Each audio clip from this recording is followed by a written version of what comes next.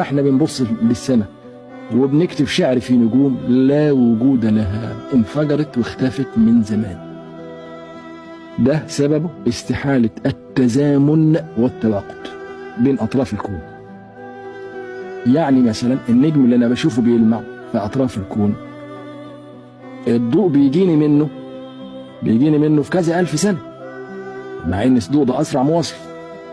طيب إيه يعني ده معناها حاجة خطيرة قوي. يعني ممكن النجم اللي أنا ببص له وشايفه بيلمع قدامي يكون انفجر واختفى ومش موجود خالص من زمان. ليه؟ لأن الحادث بتاع الانفجار عشان يوصلني هيحتاج لكذا ألف سنة مشوار الضوء، لسه ما عدوش، فأنا لسه شايفه في حالة قبل الانفجار.